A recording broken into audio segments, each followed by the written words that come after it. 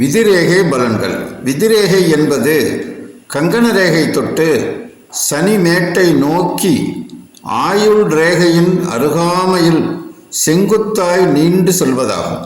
இதை தனரேகை என்றும் அதிர்ஷ்டரேகை என்றும் கர்மரேகை என்றும் சனி ரேகை என்றும் சொல்வார்கள்.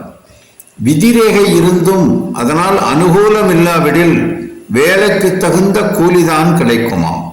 விதிரேகை சிவந்து சனிமேட்டை தாண்டி சனி விரலின் கடைசி அங்குலாஸ்தி வரை சென்றிருந்தால் நல்ல மரணம் ஏற்படாதாம். விதிரேகையின்றி இருந்தால் வாழ்க்கை அஸ்திவாரமற்றதாகுமாம். விதிரேகை ஆரம்பத்திலேயே பின்னலாகவும் குறுக்கிடும் ரேகைகளோடும் இருந்தால் இளமை காலத்தில் தரித்திரியத்தை அனுபவிக்க வேண்டும். இது கங்கண ரேகையிலிருந்து ஆரம்பிப்பதாகும்.